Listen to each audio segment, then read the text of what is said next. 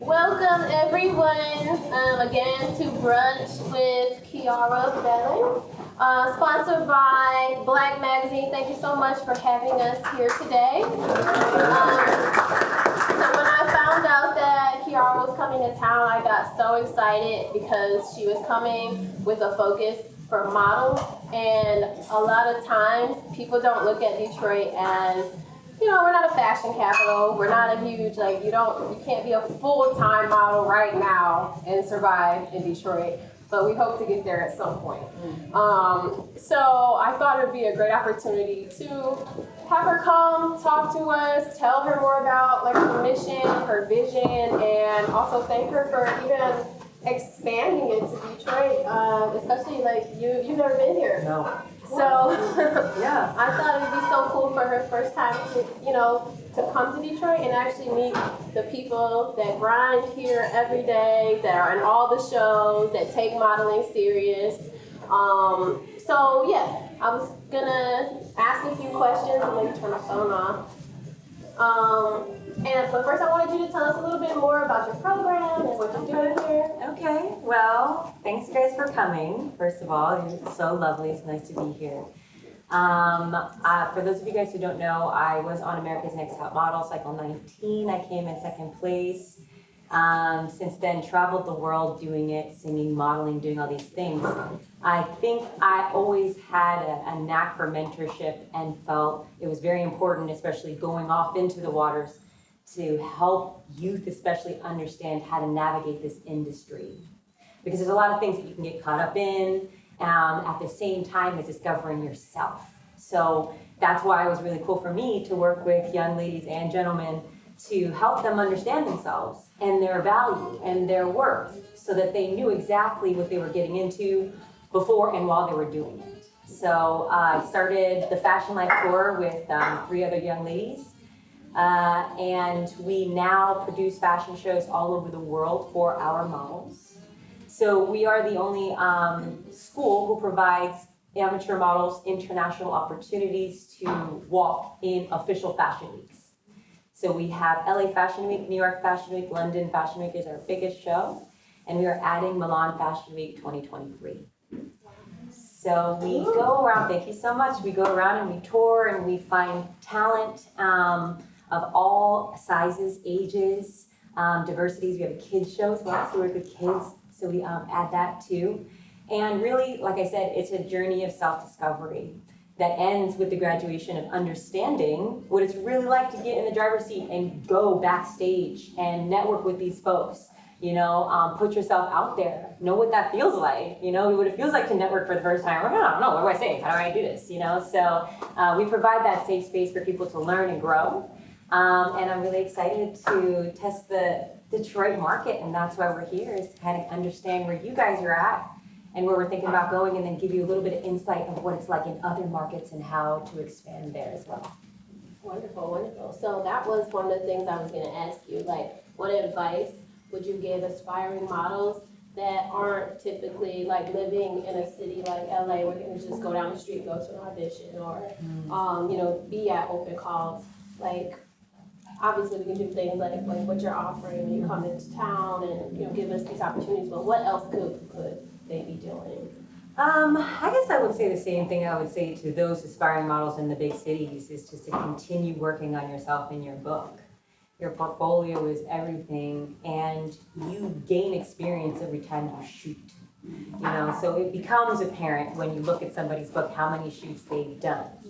And it's a lifestyle. It is something that you have to dedicate to yourself to, even more so in a smaller city, because you got to come with it. You got to come with your book ready to go. So I think market research, similar to what I'm doing right now, is great to understand for other cities too. It's great to research agencies in different cities, look at their board, what those pictures look like, and see if my pictures are of that quality.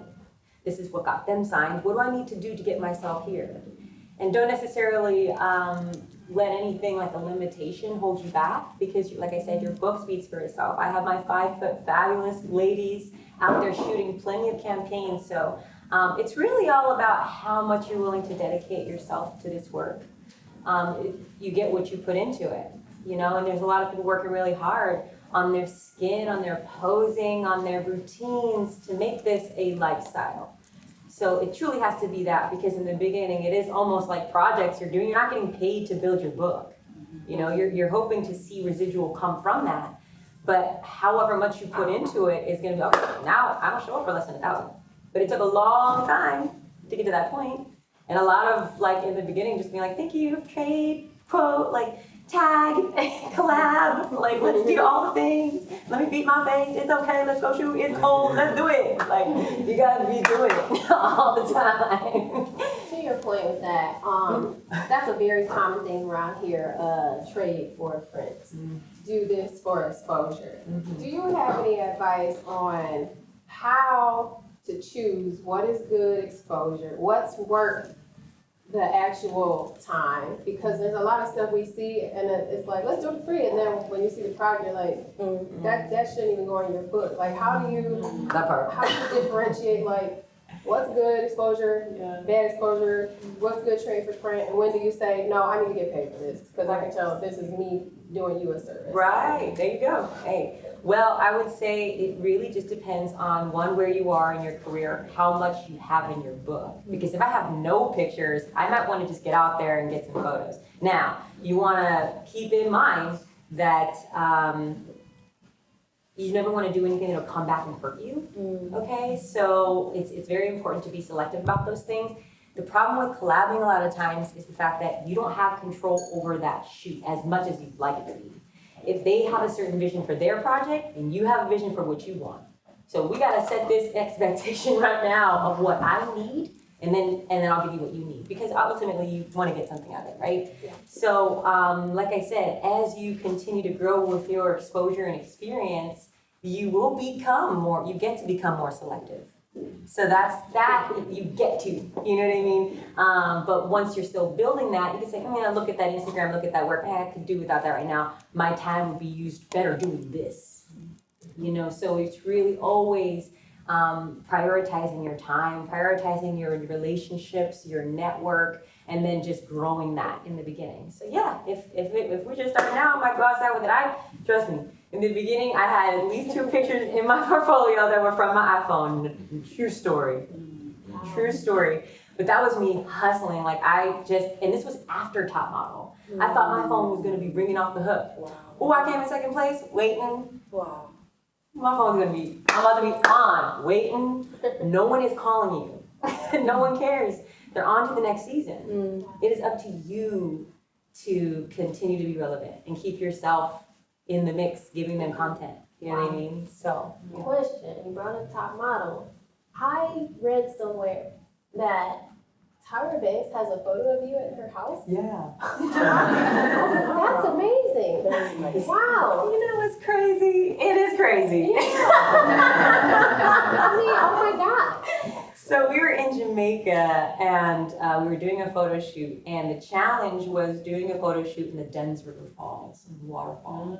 It was very slippery. You thought you were going to fall every second. And she was going to shoot it. So she said, the winner of this challenge, I'm going to put that picture in my house. So I ended up winning that challenge, but I never knew. I'm like, I don't even know she's going to put that in her house. No, we don't know. We don't know if she's going to. It's okay, it's there, sure. But then later after the show, she was starting this makeup line, and she asked me to come shoot for it. And the photographer at the time, I'll never forget, is this handsome European fellow named Eric, because they were dating at the time.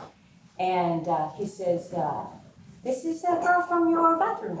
Oh. And I was like, oh my God, I'm really in her house. Yeah, so it's really there now. That's crazy. So what advice do you have, like, what do you do to maintain your physical appearance? Whether it's not that you have to be a certain type, but you do want to, like, try to make sure your skin is clear and eat properly, no matter, like, what size you are. Like, what do you do to maintain your physical appearance? Well, I stay very busy. I think that's the main thing. But I think overall, I think diet is very key, especially with somebody who's always on the move. Like, it may be hard for me to set out time to work out and stuff like that. I started this off they picked me fresh out of season at UC Irvine, so I was 160 strong. And when I say muscles, like that was the main thing that I dealt with. People were like, you're either a fitness model or you got to figure something out, right? So I was like, all right, navigating these waters. But like I said, I finished playing, so I wasn't lifting as much. But it takes longer to lose muscle than fat. But my trainer was like, if you'd be surprised how much just your diet will do. So it's definitely a lot of greens, it's definitely a lot of water, it's definitely plant-based juice, great things. Paleo was great for me. That's kind of what I stuck to, the Do you paleo. drink? Not Oh, really. wonderful. That's the Yeah. That was a big part of it too. That helps. You want to risk like that. But I would say mostly it's about your routine. So you have to always know that your skincare regimen, like that's a part of your job as a model. How much of your water intake, that's a part of your job. Okay, so especially if we're right before Fashion Week, everybody's trying to do it the healthy way too, please ladies. Like one of the main reasons I did this is because there's a lot of models that want to do this and are compromising their health for certain sizes and stuff. There's no need to do that. You can own your package the best way that it is and be healthy doing it, which will put you in a better mood anyway. So yeah, I would say stick to a lot of greens. Cut out as much dairy and sugar as you can. Dairy, sugar, carbs, not as much. And then yeah, stay active if you can. Find something that you really love. I was a basketball player. I got lucky, so just muscle memory. Wow. Yeah. Can you share with us a time, like one of your worst experiences, like at a on set or at a photo shoot, like the hardest photo shoot you've ever had to do, or just like one of those moments, just for entertainment purposes. Just want to know. And how you overcame it. Let's see. I don't know if I've had like a really hard shoot. I'm always having so much fun on my shoots. I mean, there was a time when there was a designer that was just like really rude. Told me, she was like, I was pretty small at the time, and she didn't like where my size was, and she told me not to eat anything but saltines and water until her show. And she wasn't even, not that that's okay, but like she wasn't paying anything either.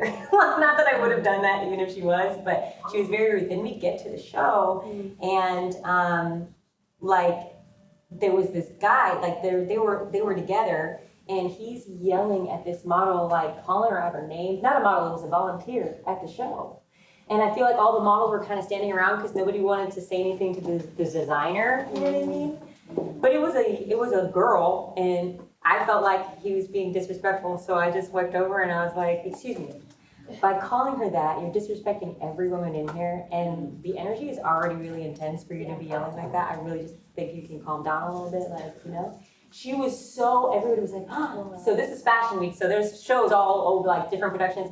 Next day, I'm walking for a whole different production, whole different venue, and the makeup artists are talking about this girl who stood up to a designer. I was like, oh, that was me. So, I mean, that was probably the only thing that sticks out of my head, because I really this job is so fun for me. Like, I really enjoy every single thing it's I'm always dancing, and, but it can get the hours can get pretty gruesome. Like, let me tell you, like, people underestimate, you will be tired, So I thought, as a basketball player especially, I was like, nah, photos, sure, I can do that. And then you get in there, like, this is hard, this is a hard job. I am tired, I'm cold, I don't want it sometimes, sometimes showing up with that energy may be hard, to not let that translate into your job, but whatever you gotta do, jumping jocks, coffee, you know what I mean? Get yourself, going. And finally, I want to know, what do you do to maintain good or build good relationships with other models in the industry? Or do you, is that a priority? Yes. I mean, I think building any type of relationship in this industry would be a priority. And mainly now, it's just being truly and authentically interested in someone's story and journey. And knowing that each of theirs could add value to yours. Any little piece of something that you learn may help you or deter you from something that you shouldn't be doing. So everything is learning experience in this. and there's no like manual. Everybody's job and role is different. So I can't tell you, what I say to you to be your best self will be different than what I say to you. Like there's no one, so you have to figure that out, what it is, what your angles are, what your strengths are, what best, how you shoot best, how you get ready for things, where I need to improve in what areas. So you're always growing. It never changes, because then as you grow, your brand changes. I'm not the same model now as I was in my 20s. It's a whole different job thing that I'm going after. Like my whole hair, like my whole shoot. I used to have a 24-inch weave, you couldn't tell me nothing. Now that I have this natural look, I should reach out my whole book. None of those pictures are in this book. It's all about who you are now. This brand, have this brand match with this brand. And knowing that there's a brand out there for you. And so being able to find your lane and running it well. And don't worry about anybody else. Okay. Now, your tomorrow is the event. Yeah. Do you have spaces left open? I believe so. Yes. Okay. Yes, So I do have spaces left. if anybody's interested, she does have a few spots left for it's like a training / what is like an We're gonna go all in. It's like a boot camp workshop. We're gonna talk all about industry, do a lot of runway as well. We're gonna talk about branding. We're gonna talk about social media presence, runway, casting, etiquette, how to carry yourself, all these things. And how you can really just basically hit the ground running and know which direction to go. But the runway part's always my favorite. So yeah, if you're what is that, Kevin? Well, before you get into asking questions from the group, our sponsor, Black Magazine, actually has Lauren on 2 of their covers. So we want to bring those. Check these out. Oh my gosh. There you go. Oh my gosh, I know her. What? Give it up for Lauren, the birthday queen. Cover. Thank you. You're so funny. I just love this. But actually, we'll look at it. No. But yeah, so please check that out, y'all. I think it's gonna be a really cool experience. This is their first time in Detroit, so Well, lastly, sorry, one more thing. We're also still looking and casting models for New York and London. I have about 20 spots left. So part of the reason why we do this is to go and see people who want to take it to the next level and maybe expand and go to a place like that. So there you'll learn all about the program and how you could potentially walk. I mean, our New York show is going to be February 11th. We have our London Fashion Week show February 18th, following that. And then LA Fashion Week is going to be March 11th. So we're still casting for all those shows. yep. And those tickets are on Eventbrite, and we'll share that information if you need it. So thank you all so much for coming. I know we have we'll be out here by 3, so a little bit more time. Still have some beverages. What Any did you? Questions? from anyone? Sorry. Lauren up here. Questions? Yes. How do you, as a model, like you are the product, so a lot of times all the critiques that are going towards the product are literally critiques on you, your body, your personality, how you look. How do you best deal with that and equip yourself to take that without taking it too personally? Ooh. Well, I would say that it definitely takes practice. I don't think anybody's used to criticism or rejection. This is something that has to become desensitized for you to be able to detach your emotions from what they're actually saying. Because everything that you bring to every shoot is going to be different. How you're posing. Your brand is the same. How I usually present myself, know my angles, blah, blah. But the energy that I'm giving is going to be different every time. So it's almost being able to get into that character, understanding the brand beforehand, so that you can bring what you have to offer. And not necessarily be, and every photographer is different too. Some will give you a lot of direction, some will just let you play. So you gotta feel it out. There's always like a 5-minute warm-up period. But so long as you go in knowing I'm gonna give you shots in diversity, then eventually you will find your flow. Okay, so it's not easy in the beginning, but just build a relationship with her, go in with good energy. Hey, feel free to let me know if you see anything that I'm not seeing. I like to open up that safe space for the photographer so they know I'm cool. But you don't want to say, how does this look? What about now? How about now? You don't want to do that either. So it just takes experience, and every shoot gets easier and better for you. Yeah, study your job too. study that film. If you have the opportunity to not just see the best shots, look at your film and every time be like, I keep doing this thing with my shoulder. I need to get that down. And then it'll become muscle memory. Okay, it's just like an athlete would study their film, you're doing the same thing. Thank you. Yeah, of course. Good question. Hi, first of all, thank you so much for hosting this event. I'm super interested in modeling, but also creative direction in general, specifically modeling, fashion, and film. I'm interested to hear a little bit more about like your experience, whether it's specifically on America's Next Top Model, but like combining those elements of film and fashion, because that's something I'm really interested in exploring. Ooh, I love that. So the interesting thing about America's Next Top Model in fashion was that that was a reality show. Nice. Happy birthday.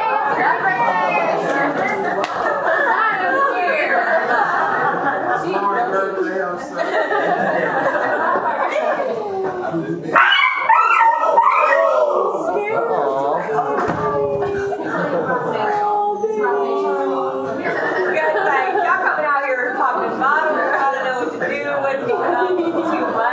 You're Detroit. They're like casual, used to it. It's funny. So like we were saying, so reality show is not necessarily like film or art. It is more for entertainment purposes. To where I even, believe it or not, would lost some jobs for being on that show. People would not want that thing attached to their fashion show. So you have to understand what you're getting yourself into and stuff like this. As far as fashion film and like, there are so many directions you can go. Have you seen fashion TV where so I think putting projects together like that and collaborating with people is really wonderful. There's lots of opportunities for that. It's just about gathering the content and getting the shots for really cool shoots, avant-garde shoots and stuff. You know, if that's your passion, then you can definitely combine those two. And really find a lane for it. But yeah, I have a couple of fashion TV videos and they were very fun. It makes the shoot more interesting when you know you're like getting videos and stuff like that. So on a production side, there's lots of things you can do with it too, because you're going to, it's not just gonna be those films that you're making. People are gonna be relying on you to get this content for this, and now you're just like in the fashion production industry, if you will. So don't necessarily limit yourself to just those films. I shoot fashion in all facets of that. Right, and I have the best camera to do so, so you're gonna want me to be there. That's kind of like what you do. Great question. Any other questions? Seriously? No. What are like the do's and do nots, if you can, for a little bit as far as someone who's on the up and coming in regards to their social media presence? Mainly looking at for possible like jobs or bookings or, you know, even if it's shows that are possibly looking at them, like you said, you lost a few jobs being on America's Next Top Model. But what are some do's and do nots to refrain from in regards to your presence? I would say just don't put anything that you wouldn't want your employer to see. But as far as using it as a tool, it's huge, because the first time with social media, I mean, the model didn't have this back in the day. People are really like posting consistently and becoming huge brand ambassadors and creating names for themselves and getting job opportunities from Instagram. So if you see it as a source of revenue, then it's about posting, some people do 3 times a day, like, you know, doing this and giving them something to see, and then doing the proper hashtags, you will see your presence start to grow. And I've seen, for the same, like Instagram make and break models, like get huge jobs or lose huge jobs based upon what they see. So don't put anything, you're a model, you're a public figure now. So keep your private life private. You know what I mean? And then everything you put out has to be a quality. It doesn't have to be all of you, but something consistently for that algorithm to always be having somebody come to your page. Yeah. And then if you really want to get real about it, you can pay for ads if you want to. Like, if you really want some engagement on your page, because like I said, but it depends on like what you're going after for. I like all my models to understand themselves as entrepreneurs. It doesn't just stop there. Whatever you can add to your brand is only going to enhance and add value to somebody else's brand. You know what I mean? So everything that you have, it's a talent, it's something like this, put it on there. Like, you know what I mean? This is my style, this is my routine, this is, you know. So yeah, consistency. and professionalism when it comes to social media, I would say, the most important thing. I want to piggyback and Yes. correct me if I'm wrong. Yeah. Still, this happened to me a long time ago. Back when I first signed my first agency here, I was filling myself with my selfies and I was taking sexy pictures. They weren't naked, but they were definitely suggestive, like, cute, sexy vibes. I just thought I was cute. And so my agent one day, she's like, I was trying to get you this one job, and the person went to your page.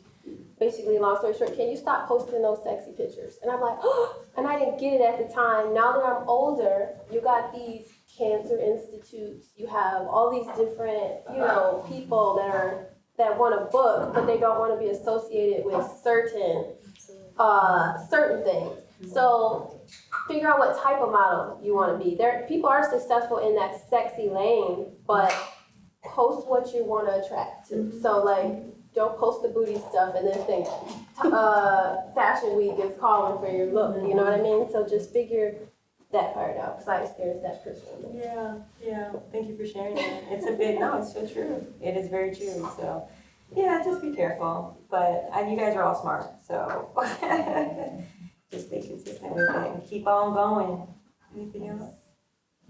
Yes. I wanted to ask about developing models, because for Inspired Runway, the organization we're a part of, this is my second year as our model coordinator. So it's a different set of 55 models that I'm dealing with this year too. And like what you were saying, each person, like to make them their best selves requires something different. So I guess how is the best way to go about developing them and giving them the tools that they need to become the best versions of themselves, but not like cookie cutter models? Yeah, well, I would say focusing on technique, right? Shooting, understanding angles, and then everybody's angles are different. So a lot of mirror work is to be done. You can go in the mirror. We spend a lot of time figuring out what our best angles are, shooting in front, like posing in front of the mirror, but then turning around to recreate it without the mirror. Because you have to remember, you're not going to have that when you're shooting. And then obviously health consciousness. We always have to be our healthiest self. It's just energy-wise too, like people can tell. So you want to be getting enough sleep, you want to be doing all these things. And then, honestly, I always tell my models, in order to be your best self, to really truly model from the inside out, you have to deal with the things that need to be dealt with, whatever that means for you. And everyone knows what that is for themselves. So do that, okay? That's why I love my work, because it's a journey of self-discovery. If I got this toxic thing over here, it's not gonna fly in this photo shoot. If I have these assignments due over here, I'm not gonna be focused on my show. So you have to get yourself sorted in order to be, this is extracurricular, this is a blessing, this is something that you wanna be free to enjoy. But in order to do so, you have to get rid of whatever is not serving you. So you just have to remember that, because it's gonna show. Yeah. This is a very you thing. So the thing that people are buying are not your skill. It's that je ne sais quoi about you that says she can accomplish and do anything. She can make anything look good, and that comes from within. You can pose till you're blue in the face. If you have things that you need to deal with, you're gonna tell the difference between somebody that's there and present, and then somebody who's pretending to be. So that's what I would do. That's very helpful. That's what I live with. And I'm like, write that down. You said overtime. I got it. Okay, good. Oh, wow. Yes. Thank you so much again. Let's eat and mingle and drink and enjoy our guests. And I would love to have like a big photo with us in the University of Michigan Model Club. What's it called again? Inspired Runway. And then a huge picture with us all, if you guys don't mind. And enjoy the rest of our time. And thank y'all so much. Oh, Dawn, did you want to come up? Or no? It's okay. Well, I just wanted to talk about the DSC program or the foundation. If you haven't heard Detroit Fashion Community, please go to the website, detroitfashioncommunity.org. If you don't have a membership, get one. We do have different stages of memberships that you can get. And then also just sign up. If you want to be a part of our Connects, we do it once a month. The first one is February 1st. That's a Wednesday, so definitely come out. And if you want to know more about it, just follow us on Instagram. That's it. Thank you.